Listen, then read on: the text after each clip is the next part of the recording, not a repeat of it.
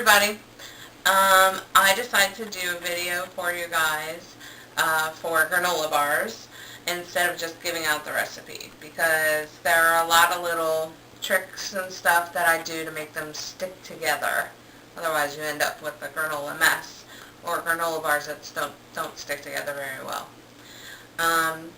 This recipe will be done with mostly organic materials, but you could use regular ones. You can alter the nuts and chocolate chips or raisins, whichever you prefer. So first things first is I use rolled oats. Rolled oats are different than oatmeal. You need to use rolled oats. You can get them in your grocery store. You just probably have to look for them. I buy mine at a bulk organic grocery store, so I bring them home and stick them in a jar. So there are 2 cups. First you want to mix your dried ingredients first. So there's 2 cups of rolled oats in here. And then I need a ½ cup of flax meal.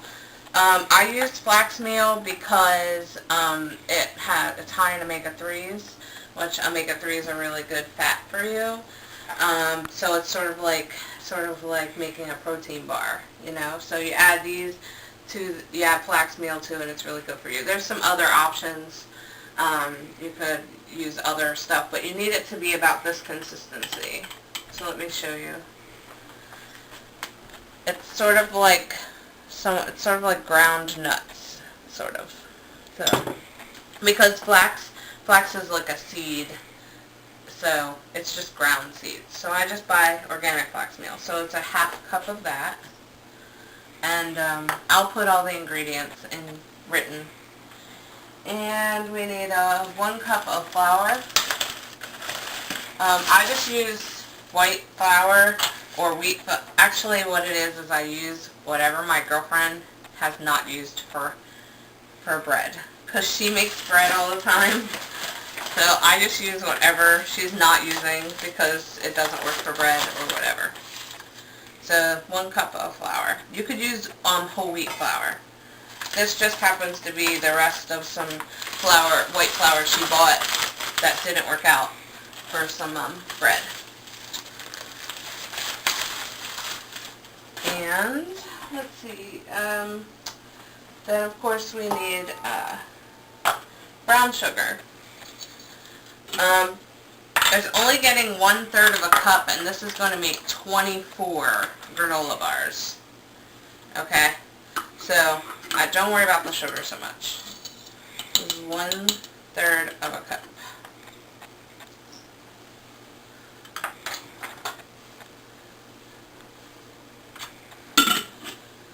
Now, and then I need the baking soda. Now, make sure that you put baking soda in there. One time I forgot, and they really were screwed up, because I make these every week, so sometimes I'm not following directions very well. I think they fell apart or something, or they were hard. It's like they didn't cook well. I'm going to stir this up, and then I'm going to add the seeds and nuts. So these are dried stuff first. I just kind of mix it up. That's the brown sugar that keeps clumping. Now, you could probably, if you wanted to do cinnamon bars or something like that, or if you were into that sort of thing, you could probably do that. And this would be where you want to add the cinnamon. So now you need 2 cups of nuts and seeds. So these are sunflower seeds. So I'm going to use 1 cup of these and 1 cup of ground cashews. Why are the cashews ground? I'll talk about that in a minute. So anyway, so the seeds, you can choose anything you want. Sometimes I use pumpkin seeds, pepins I think they're called, or something. Okay, so you just use whatever you want. It really doesn't matter. So that's 1 cup. But you want to make sure that they're small. See, these are small, so they won't matter. But as we know, cashews are huge. The problem with just throwing the nuts in there like this, or even if they were just the broken pieces, is the granola bars won't stick together. They'll just fall apart. It's great if you're making a cereal, but not good for this. So, we were grinding them by hand in a mortar and pestle, but thank God for technology, right? So we bought a coffee grinder. Let me get that.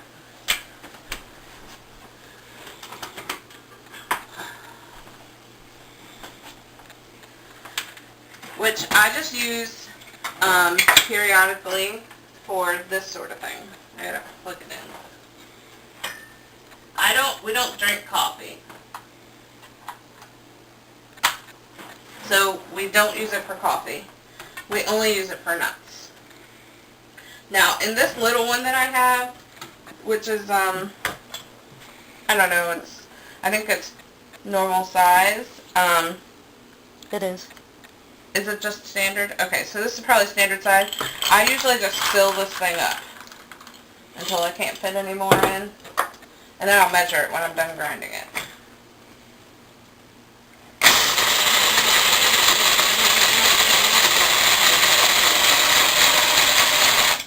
Okay. So now they're, I just try not to make a mess. So I'm looking for 1 cup of nuts. So it should be about 1 cup. And as you can see, it's pretty close. I can see there's 1 nut in here that didn't get ground. So my girlfriend will eat it. Oh, here's another half of one. So I just make sure there's no big nuts in there. Little pieces you'll be okay, as long as there's no bigger than the sunflower seeds. But trust me, I've done them. I've done this. I've been making granola bars like this for a couple of weeks. And for sure, you want to be sure that they're ground up. So that was about 1 cup of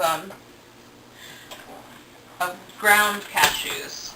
Now you could, I've used almond slivers, which were fine, but I like the ground better. They seem to go together better that way. So I recommend grounding your almonds. Or peanuts, whatever kind of nuts you want, it doesn't matter. So now that we've done that, so once you got all your dry ingredients in, you want to make sure that it's good and mixed up, because the next couple of things we're going to add, the butter is not so bad, but if you've ever tried to mix honey into things, it tends to be tough to mix around. So the next thing is the butter and the vanilla. I'm going to do the vanilla first just because it's easier. Now I've accidentally skipped the vanilla before, and it doesn't make that much of a difference. So if you don't have it, this is something you could leave out. It's just 1 teaspoon of vanilla extract. And then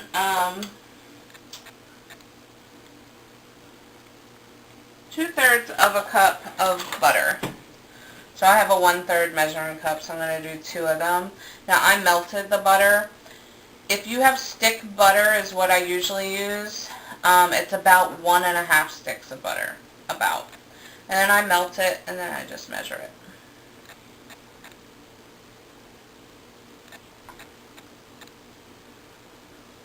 And I usually have a little bit left over, but I use that to grease my pan later. So I'm going to mix that up. Now here's the part that requires a little bit of judgment.